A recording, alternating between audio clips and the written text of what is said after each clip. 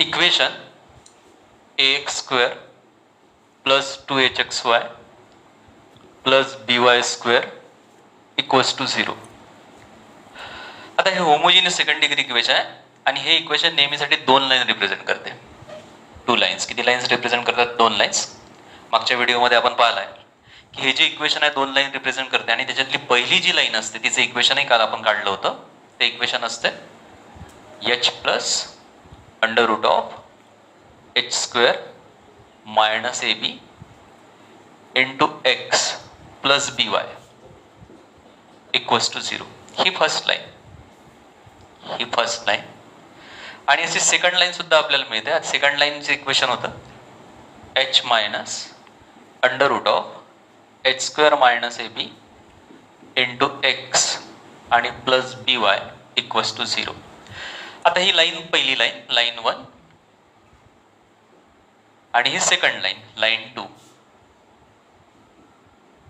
या इक्वेशननी रिप्रेझेंट केलेल्या या 2 लाईन्स आहेत. आणि कालच्या थेरममध्ये आपण पाहिलं, आधीच्या थेरममध्ये या दोन्ही लाईन्स असतात. आता या दोन्ही लाईनचा स्लोप आपल्याला काढायचा आहे. या लाईनचा स्लोप काढू आधी. पहिल्या लाईनचा स्लोप ऑफ फर्स्ट लाईन, याला मी m1 म्हणतो. आता या लाईनचा स्लोप कसा काढायचा? तुम्हाला हा फॉर्म्युला माहिती आहे. जर लाईनचं equation ax plus by plus c is equal to 0 जर असेल.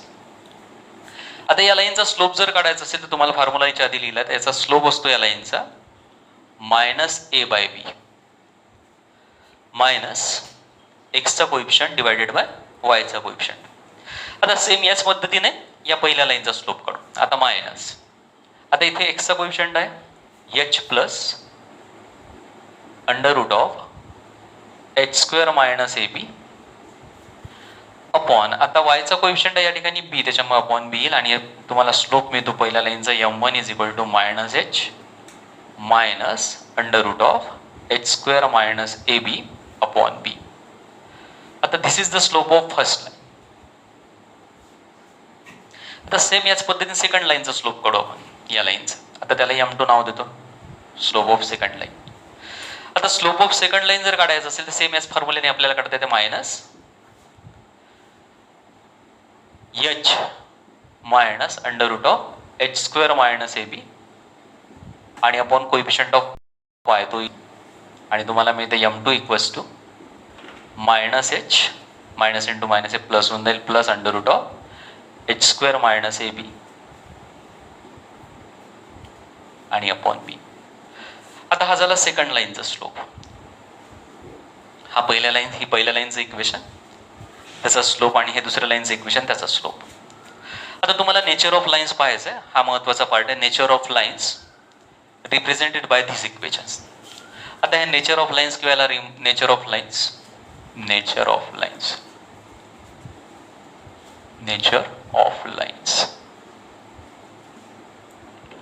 आता त्या लाईन्स कशा असतात? या लाईनचे दोन्ही इक्वेशन आपल्या समोर आहेत. हे दोन्ही इक्वेशन लक्षात ठेवायचे. पहिल्या लाईनचं इक्वेशन आणि दुसऱ्या लाईनचं इक्वेशन. याच्यात ती पहिली कंडिशन आहे if h² minus ab is greater than 0. आता h² मायनस ab जर हे ग्रेटर दॅन 0 असेल तर साहजिकच हा जो आहे under root of plus term येईल, इथे under root of plus term येईल.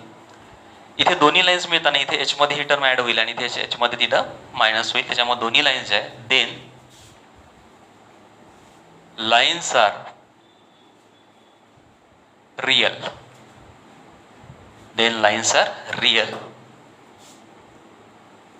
and distinct.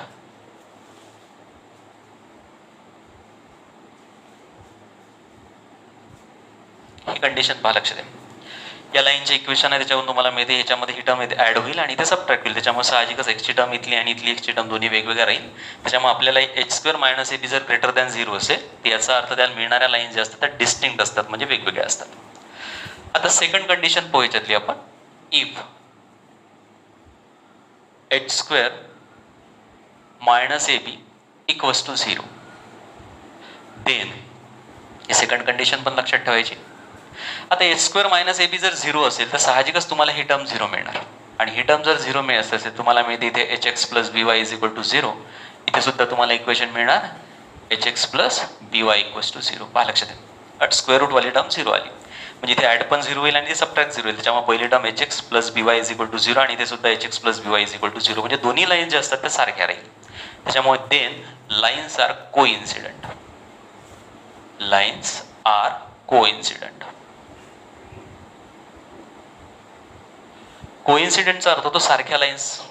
त्याच्यामुळे दोन्ही लाईन सारख्या राहील जर h square minus A b is equal to 0 असेल तर. आता थर्ड कंडिशन याच्यामधली, if h square minus A b less than 0. आता एच स्क्वेअर मायनस ए बी लेस दॅन 0 जर असेल तर साहजिकच पहा लक्ष द्या, ही टर्म 0 आहे, ही 0 पेक्षा छोटी आहे म्हणजे निगेटिव्ह आहे. आता ही टर्म जर मायनस असेल तर साहजिकच स्क्वेअर रूटमध्ये आपल्याला मायनस नंबर मिळणार आणि स्क्वेअर रूटमध्ये जर निगेटिव्ह नंबर असेल तर तो रिअल नंबर नसतो. त्याच्यामुळे आपल्याला मिळणाऱ्या लाईन सुद्धा रिअल नसतात. त्याच्यामुळे then equation does not represent. Equation does not represent pair of lines. Pair of lines. खूप सोपं आहे. पहा एच स्क्वेअर मायनस ए बी ग्रेटर दॅन 0 असेल, पॉझिटिव्ह असेल तर लाईन्स जे असतात त्या डिस्टिंक्ट असतात, वेगवेगळे असतात, रिअल तर असतातच. एच स्क्वेअर मायनस ए बी असेल तर लाईन कोइन्सिडंट असतात, म्हणजे दोन्ही लाईन तुम्हाला सारख्या मिळणार, दोन्ही इक्वेशन तुम्हाला सेम मिळतील. आणि जर हे निगेटिव्ह असेल तर साहजिकच स्क्वेअर रूटमध्ये तुम्हाला निगेटिव्ह नंबर मिळणार आणि स्क्वेअर रूटमध्ये निगेटिव्ह नंबर मी असेल तर तो इमॅजिनरी नंबर असतो. त्याच्यामुळे हे जे इक्वेशन आहे लाईन्स रिप्रेझेंट करत नाही. आता याच्यात पुन्हा एक चौथी कंडिशन आहे, ती सुद्धा पाहू, जी या नवीन सिलेबसनुसार ॲड झाली आहे. याच्यामध्ये लक्षात ठेवायचं, if B is equal to 0. आता बी ची व्हॅल्यू जर 0 असेल तर आपल्या कालच्या थेरम मधला आपला पहिली कंडिशन आपल्याला माहिती आहे, if B is equal to 0 then the equation of one line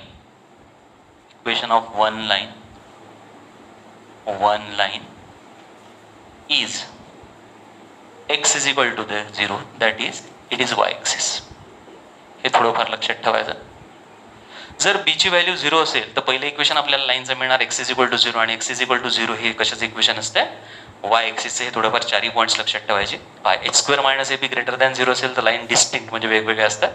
H square minus A B जर 0 असेल तर लाईन्स कोइन्सिडंट असतात म्हणजे सारखे असतात. आणि एच स्क्वेअर मायनस ए बी जर लेस दॅन 0 म्हणजे निगेटिव्ह नंबर जर तुम्हाला मिळत असेल तर दिलेले इक्वेशन लाईन्स रिप्रेझेंट करत नाही. आणि बी इज इक्वल टू 0 असेल तर ही टर्म सुद्धा लक्षात ठेवायची, महाराष्ट्र सिटीनुसार कमी पडेल. तर अशाच त्याच्यातली एक लाईन जी असते ती एक्स इज इक्वल टू 0 असते आणि एक्स इज इक्वल टू 0 हे वाय ॲक्सिसचं इक्वेशन आहे. त्याच्यामुळे एक लाईन तुमची वाय ॲक्सिस असते. शेवटचा सम अँड प्रोडक्ट ऑफ स्लोप.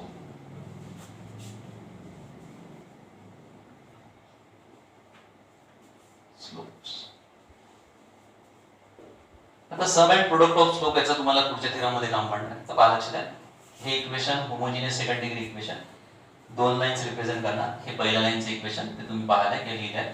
हे सेकंड लाईनचं इक्वेशन. पहिल्या लाईनचा स्लोप तुम्ही काढलाय तो येतो minus h minus under root of h square minus A b upon b आणि सेकंड लाईनचा स्लोप येतो minus h plus under root of h square minus A b upon b. आता sum on product of slope तुम्हाला काढायचा. तर दोन्ही सगळ्यात पहिले घेऊ आपण sum of slope. Sum of slope. तर सम ऑफ स्लोप मध्ये पहिले m1 प्लस m2 डायरेक्टली लिहिलं तरी चालेल, फक्त डायरेक्ट लक्षात ठेवायचं.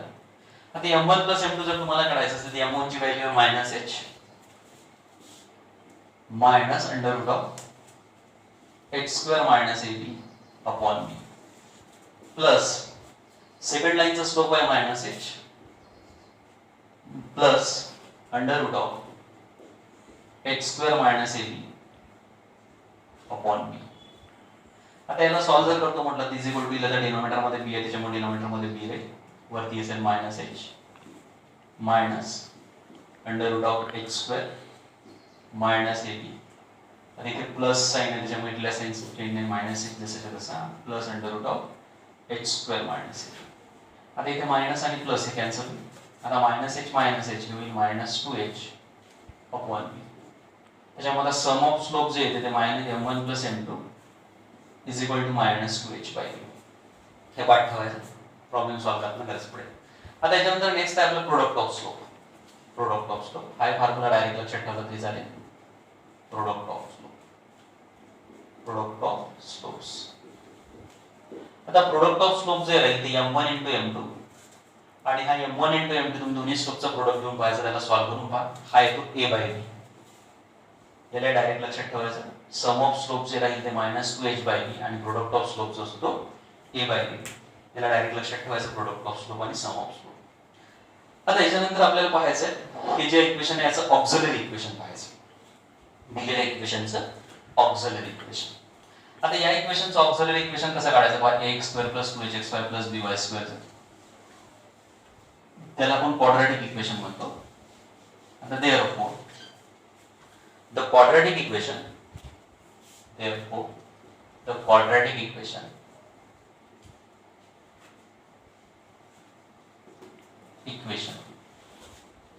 in m whose roots are m1 and m2. आता आपल्याला m मधलं क्वाड्रॅटिक इक्वेशन लिहायचं ज्याचे रूट्स m1 आणि m2. आता मला वाटतं आपल्या 9th मध्ये होतं क्वाड्रॅटिक इक्वेशन मध्ये पाहिलंय. जर आपल्याला सम ऑफ रूट्स आणि प्रोडक्ट ऑफ रूट्स माहिती असेल तर आपल्याला क्वाड्रॅटिक इक्वेशन लिहिता येईल. सेम त्याच पद्धतीने सुद्धा आपल्याला क्वाड्रॅटिक इक्वेशन लिहायचं पाहायचं. सगळ्यात पहिली टर्म असते m², मग असतो minus sum of roots into m आणि प्लस प्रोडक्ट ऑफ रूट्स. या फॉर्म्युल्याने आपल्याला रूट्स दिले असता आपण क्वाड्रॅटिक इक्वेशन काढत होतो. सेम त्याच पद्धतीने आपल्याला क्वाड्रॅटिक इक्वेशन ऑब्टेन करायचं. आता देअरफॉर हा m² तसाच्या तसा. आता मायनस सम ऑफ रूट्स आपण आत्ताच काढले. सम ऑफ रूट्स असतो आपला m1 + m2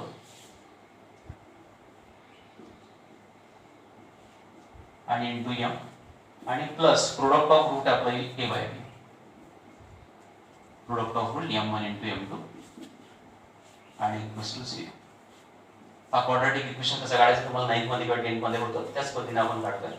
आता हा m² जसाच्या तसा मायनस आता सम ऑफ रूट्स m1 + m2 ची व्हॅल्यू जी आली ती पुट करा -2h बाय b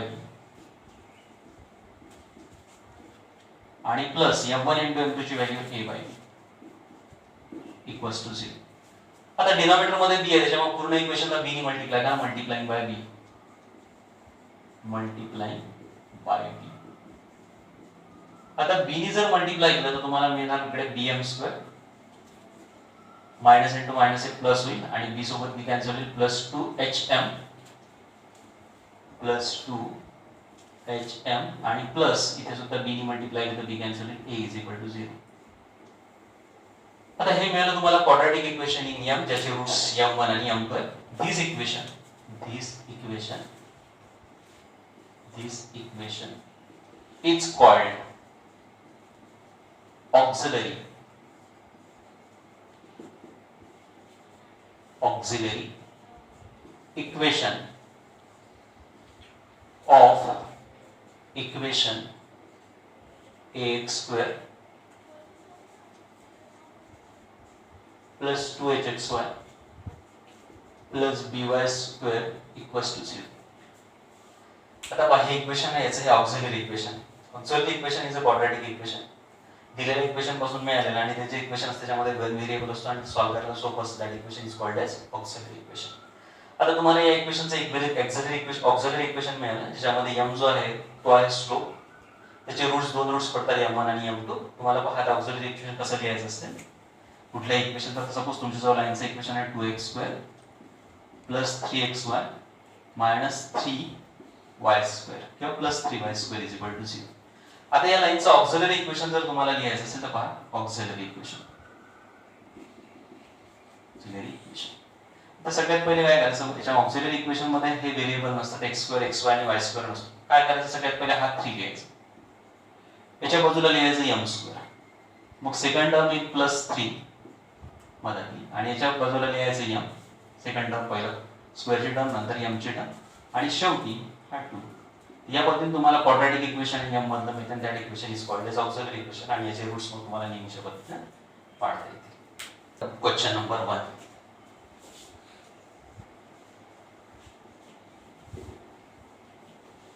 त्याच्यामध्ये पहिला क्वेश्चन आहे find the combine equation. Find the combine equation. Find the combine equation of falling pair of lines.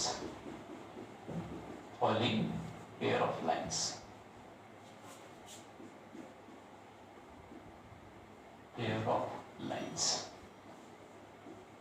आता तुम्हाला दिलेल्या लाईनचं कंबाईन इक्वेशन किंवा जॉइंट इक्वेशन सुद्धा म्हणतात. जॉइंट इक्वेशन सुद्धा विचारलंय. Find the joint equation of following pair of lines. त्याच्यातला पहिला एक प्रॉब्लेम तुम्हाला दिलाय. 2x plus y is equal to 0. खूप सोपा प्रॉब्लेम आहे. 2x plus y is equal to 0 आणि दुसऱ्या लाईनचं इक्वेशन तुम्हाला दिलाय 3x minus 5y is equal to 0 and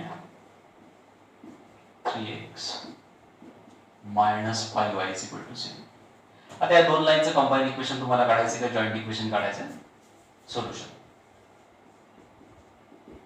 given equation of lines. Given equations.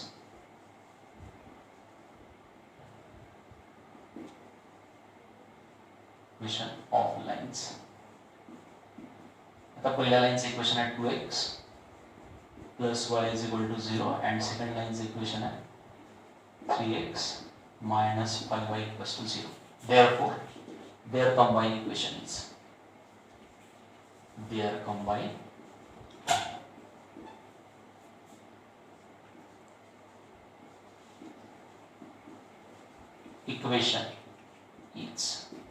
आता या दोन लाईनचं कंबाईन इक्वेशन घेताना पहिली लाईन आहे तुमची 2x plus y. आता कंबाईन इक्वेशन तुम्हाला माहिती आहे दोन्ही लाईनचा product 2x plus y into 3x minus 5y equals to 0. आता या दोन ब्रॅकेटचा प्रोडक्ट तुम्हाला सॉल्व्ह करायचा आहे. तो इझिली तुम्हाला सॉल्व्ह करता येईल. सगळ्यात पहिले 2x ने मल्टिप्लाय करायचे 3x ला, तर 2x into 3x ते येईल 6x square. 2 3 is 6, 6x square. मग 2x ने सेकंड टर्मला मल्टिप्लाय केलं तर येईल 2 into -5 minus 10xy minus 10xy. त्याच्यानंतर आता या y ने मल्टिप्लाय करा. y ने जर पहिल्या टर्मला मल्टिप्लाय केलं तर प्लस 3xy आणि नंतर प्लस y ने सेकंड टर्म मध्ये -5y ला मल्टिप्लाय केलं तुम्हाला मिळणार -5y इक्वल्स टू 0. आता याला सॉल्व्ह करा. 6x स्क्वेअर तर -10xy plus 3xy -10 plus 3 येईल 7xy -7xy आणि -5y स्क्वेअर इक्वल्स टू 0. आता हे झालं तुमचं joint equation of given lines. हे पहिलं प्रॉब्लेम. सेकंड प्रॉब्लेम तेही सोपं आहे, त्याच्यामध्ये तुम्हाला फक्त त्याच्यात प्रोडक्टच घ्यायचं आहे. सेकंड प्रॉब्लेम सेम असं सोपं इझी प्रॉब्लेम आहे. या प्रॉब्लेम मध्ये तुम्हाला जॉइंट इक्वेशन काढायचं. पहिल्या लाईनचं इक्वेशन तुम्हाला दिलं आहे x plus 2y -1 equals to 0. ही पहिली लाईन तुम्हाला दिली आणि सेकंड लाईनचं इक्वेशन तुम्हाला दिलेलं आहे 2x minus 3y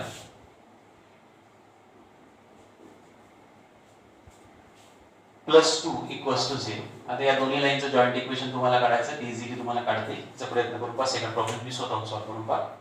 त्याच्यानंतर आपण जाऊ थर्ड प्रॉब्लेम कडे. आता थर्ड प्रॉब्लेम तुम्हाला दिलेला आहे. तुम्हाला जॉइंट इक्वेशन काढायचं आहे. Find the joint equation of line passing through. Third problem passing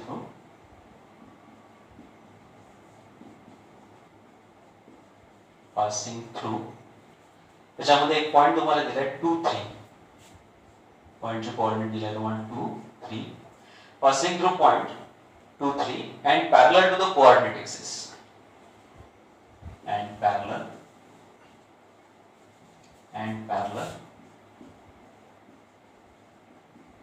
to coordinate axis.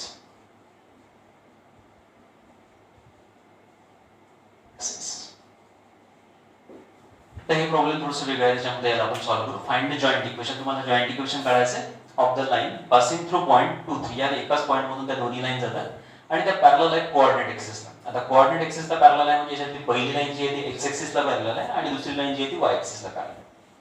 आता याच्यासाठी तुम्हाला डायरेक्टली लिहिता येईल. याच्यासाठी आपण थोडासा ग्राफ जर काढला तर तुम्हाला इझी जाईल. हा ग्राफची गरज नसते, फक्त थोडं समजण्यासाठी पहा. आता हा एक्स एक्सिस आहे, हा वाय एक्सिस आहे. आता तुमच्या ज्या दोन्ही लाईन्स आहे या पॉइंट मधून जाते. सपोज हा पॉइंट आहे 2. आता इथे येईल तो 2 आणि या ठिकाणी मिळणार तुम्हाला 3. आता तुमच्या ज्या लाईन्स आहेत त्या कोऑर्डिनेट एक्सिसला पॅरलल आहे. पहिली लाईन अशी राहील एक्स ऍक्सिसला पॅरलल, ही पहिली लाईन. दुसरी लाईन राहील तुमची वाय ऍक्सिसला पॅरलल, ही सेकंड लाईन. आता या दोन्ही लाईनचं इक्वेशन जर लिहायचं असेल तर पहा, या ही जी लाईन आहे ती तुमची एक्स ऍक्सिसला पॅरलल आहे. याच्या या लाईनवरचा प्रत्येक पॉईंट जो आहे त्याचा वाय कोऑर्डिनेट सारखा आहे. इथे सुद्धा 3 आहे, इथे सुद्धा 3 आहे. आणि तुम्हाला माहिती आहे वाय ऍक्सिसला पॅरलल जर लाईन असेल त्याचं इक्वेशन असते x एक्स ऍक्सिसला पॅरलल असेल त्याचं इक्वेशन असते y 3. आणि ही दुसरी लाईन जी आहे ती वाय ऍक्सिसला पॅरलल आहे. आणि वाय ऍक्सिसला पॅरलल जर लाईन असेल त्याचं इक्वेशन असते x आणि x पॉइंटचा x कोऑर्डिनेट. थोडंफार लक्षात ठेवायचं. वाय ऍक्सिसचं इक्वेशन राहतं x 0 आणि त्याला पॅरलल असताना कुठली लाईन असेल ते x कुठली तरी कॉन्स्टंट टर्म राहील. तो पॉइंट जर 2 3 असेल तर x 2 लिहायचा. तो पॉइंट जर 5 3 असता तर तुम्हाला मिळाला असतं x 5. आता तुम्हाला या डायग्राम काढायची या प्रॉब्लेम मध्ये गरज नाही. 2 मार्काचा प्रॉब्लेम राहते, इझिली तुम्हाला सॉल्व्ह करते. Solution. Equation of lines, equation आधी इक्वेशन काढू आपण लाईन्सचं. Equation of lines parallel to coordinate axis, parallel to coordinate axis and passing through point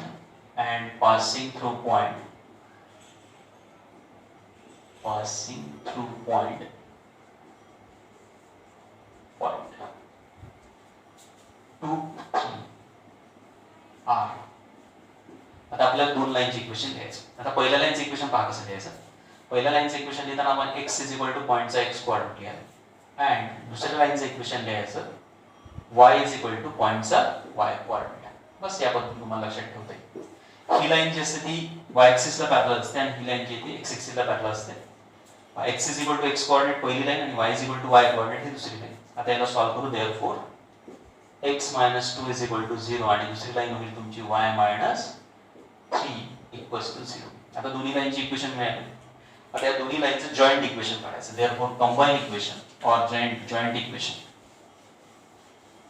therefore required joint equation. Therefore required joint equation.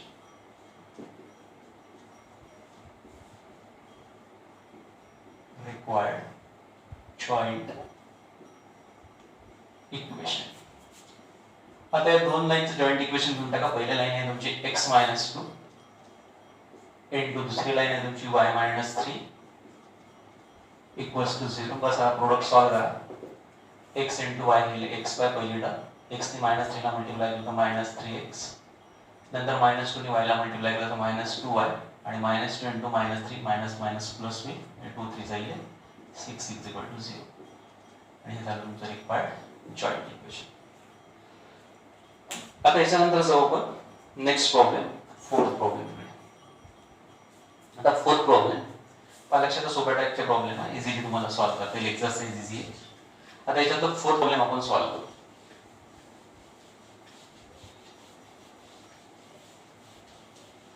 Fourth problem मध्ये सुद्धा तुम्हाला joint equation काढायचं आणि तुम्हाला दिलेला प्रॉब्लेम आहे find the joint equation of line passing through point 2 3. Passing through 2 3 पॉइंटचे coordinate ते दिले तुम्हाला. Fourth problem passing through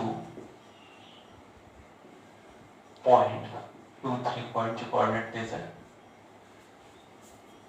and perpendicular to the line and perpendicular to the lines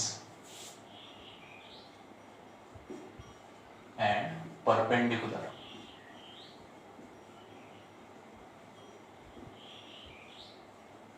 to the lines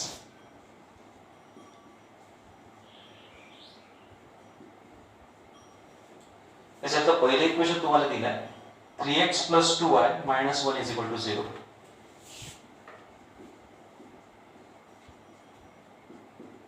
and second equation तुम्हाला दिला आहे and x - 3y + 2 = 0.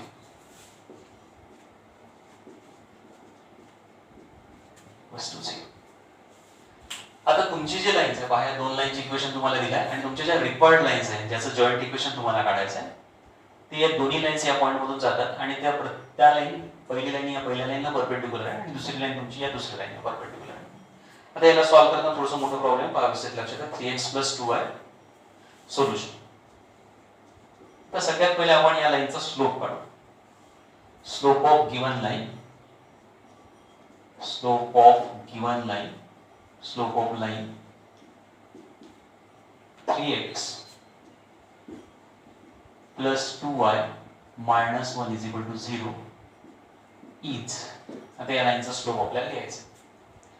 आता तुम्हाला माहित आहे ax plus by हे लक्षात ठेवायचं. जर लाईनचं equation ax plus by plus c is equal to 0 असेल तर या लाईनचा स्लोप असतो minus a by b minus coefficient of x divided by coefficient of y. आता या लाईनचा स्लोप पहा काय x चा is minus x चा कोएफिशिएंट आहे 3 त्याच्यामुळे -3 आणि y चा कोएफिशिएंट 2 त्याच्यामुळे -2.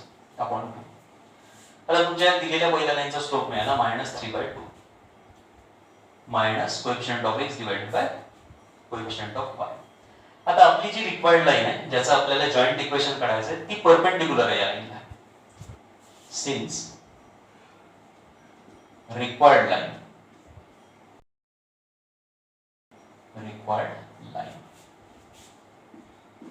it's perpendicular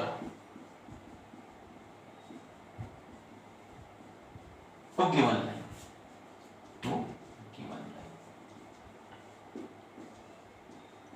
आता आपली जी रिक्वायर्ड लाईन आहे ती दिलेल्या लाईन परपेंडिक्युलर आणि तुम्हाला माहित आहे जर दोन लाईन एकमेकाला परपेंडिक्युलर असेल तर त्यांचा प्रोडक्ट ऑफ स्लोप जो आहे -1 असतो. मला लक्षात आहे दोन लाईन्स परपेंडिक्युलर असेल तर स्लोपचा जो प्रोडक्ट असतो मल्टिप्लिकेशन किंवा गुणाकार तो कसा असतो -1.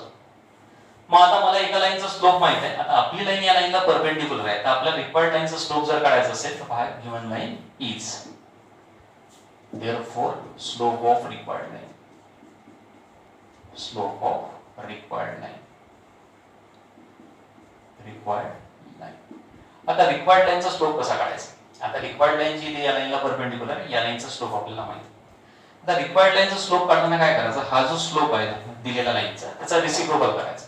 3/2 चा रेसिप्रोकल 2/3 आणि साइन चेंज करायची. आता इथे मायनस साइन आहे तर आपल्या रिक्वायर्ड लाईनचा स्लोप किती होईल. Slope of required line is equal to 2/3.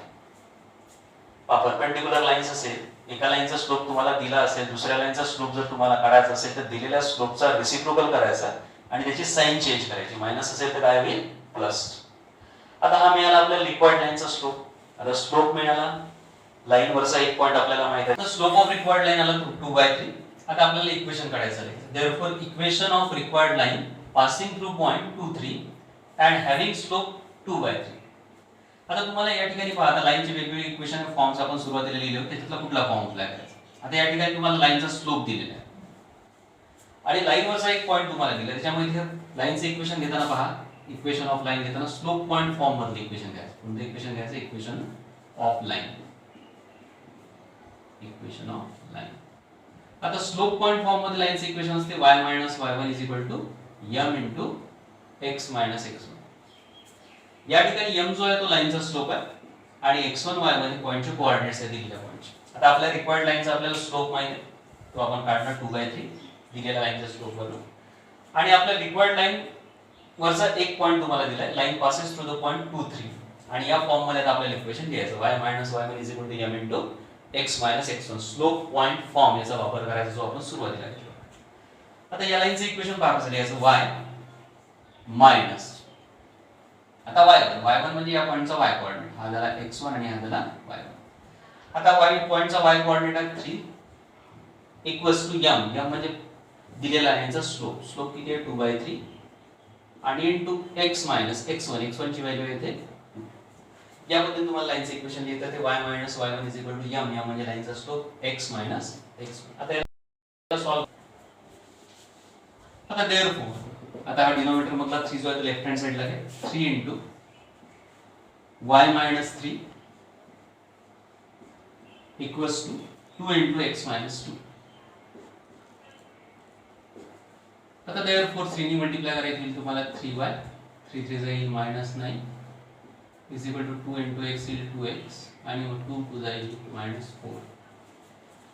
आता याला therefore आता हे सगळ्या राईट हँड साईडच्या टर्म सॉरी लेफ्ट हँड साईडच्या टर्म राईट हँड साईडला पाठवा तुम्हाला मिळणार 2x हा प्लस 3y तिकडे गेला जाईल -3y नंतर -4 आणि हा -9 जर राईट हँड साईडला गेला तर +9 आणि इक्वल्स टू 0. मग तुम्हाला लाईनचं इक्वेशन मिळणार 2x -3y -4 + 9 येईल +5 इक्वल्स टू 0. आता हे मिळालं तुम्हाला पहिल्या लाईनचं इक्वेशन नंबर 1. ठीक आहे. आता आपण सेकंड लाईनचं इक्वेशन पुढे आपल्या रिक्वायर्ड. आता सेकंड लाईन जी आहे रिक्वायर्ड लाईन ती या दिलेल्या लाईनला परपेंडिक्युलर आहे. त्याच्यामुळे आता आधी सगळ्यात पहिले या दिलेल्या लाईनचा स्लोप काढू. तर स्लोप ऑफ गिवन लाईन आता दिलेली लाईन आहे x - 3y + 2 = 0. x - 3y + 2 = 0. आता या लाईनचा स्लोप काढायचा इज. आता पुन्हा तोच फॉर्म्युला लाईनचं इक्वेशन जर दिलं असेल तर स्लोप काढायचा फॉर्म्युला असतो -a/b. a म्हणजे x चा कोएफिशिएंट या ठिकाणी x चा कोएफिशिएंट आहे 1 आणि b म्हणजे y चा कोएफिशिएंट तो आहे -3. त्याच्यामुळे -1/-3. आता याला सॉल्व्ह केलं दॅट इज इक्वल्स टू -1/3. आता हा झाला हा दिलेला लाईनचा स्लोप. आता आपली जी रिक्वायर्ड लाईन आहे ज्याचं इक्वेशन आपल्याला काढायचं ती लाईन या दिलेल्या लाईनला कशी आहे perpendicular. Since required line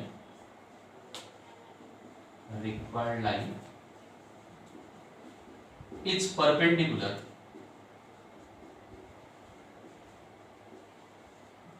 to given line.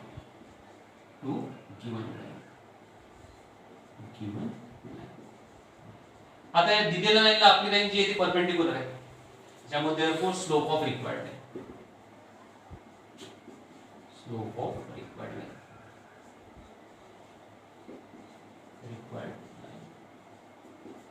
is equals to.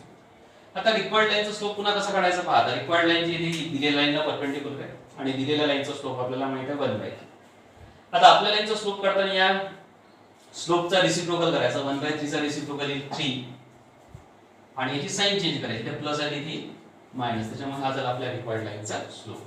आता आपण काढू सेकंड लाईनचं इक्वेशन रिक्वायर्ड लाईनचं. therefore equation of required line therefore equation of required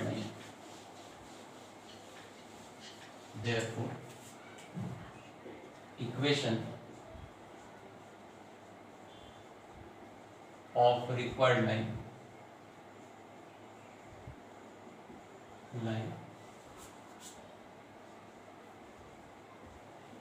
passing through point 2 3 and having slope -3.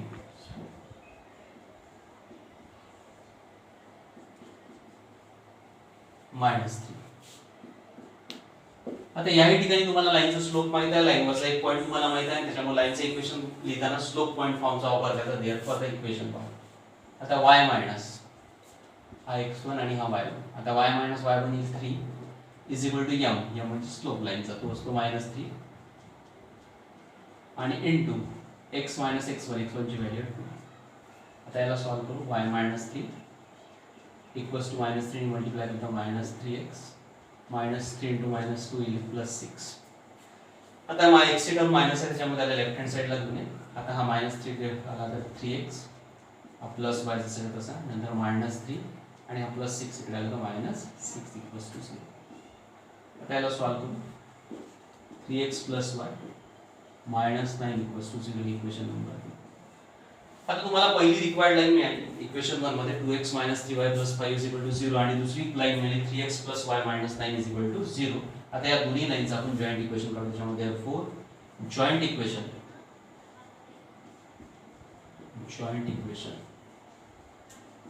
of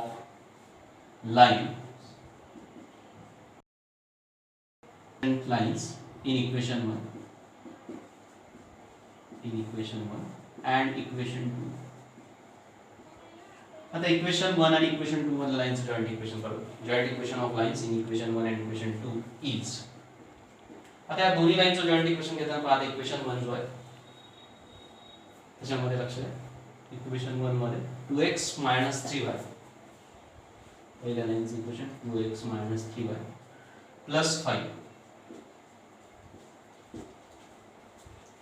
आणि सेकंड लाईनचं इक्वेशन आहे 3x plus y minus 9 equals to 0. आता याला आपण सॉल्व करू. 2x इंटू 3x हे येईल आता 2 3 6 6 6 स्क्वेअर. आता 2x इंटू y हे येईल प्लस 2xy,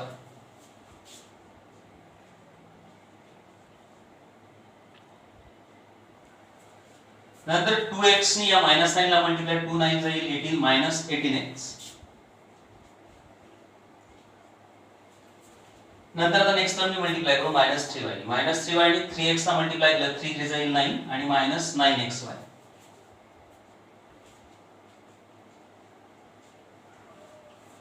नंतर मायनस 3y इंटू y येईल मायनस 3y स्क्वेअर. बस याला सॉल्व करायचं, प्रोडक्ट घ्यायचं, बाकी काही डिफरन्स नाही. मायनस 3y स्क्वेअर, नंतर मायनस 3y येईल minus minus plus 27y. 9 3 3 9 27y.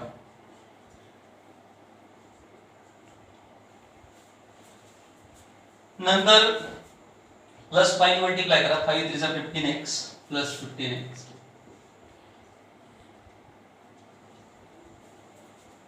नंतर 5y plus 5y plus 5y, आणि लास्ट टर्म येईल 5 9 जा 45 आणि मायनस 45 इक्वल्स टू 0. बस दोन ब्रॅकेटचा प्रोडक्ट घ्यायचा आहे. या पद्धतीने 2x * 3x 6x square, 2x * y ते येईल 2xy, नंतर 2x * -9 ते येईल -18x, आणि या पद्धतीने दोन ब्रॅकेटचा आपला प्रोडक्ट घेता येईल. आणि लास्ट फक्त याला सॉल्व करायचं आहे. सगळ्यात पहिली टर्म 6x स्क्वेअर, मग येईल प्लस 2xy आणि -9xy. xy चे दोन टर्म्स आहे आपल्या जो, ते प्लस 2 -9 ते येईल -7xy. मग जो आपण y स्क्वेअर ची टर्म, y स्क्वेअर ची एकच टर्म आहे आता -3y स्क्वेअर. नेक्स्ट जो आपण आता x ची टर्म, आता x च्या आपल्या जो दोन टर्म्स आहे -18x आणि प्लस 15x. आता -18 प्लस 15 हे होईल आता -3x. नंतर आपण घेऊ y ची टर्म, तर y ची टर्म आपल्या जो त्या सुद्धा दोन आहे 27y आणि 5y ते येईल 32y, आणि लास्ट मध्ये -45 = 0 इज रिक्वायर्ड जॉइंट इक्वेशन.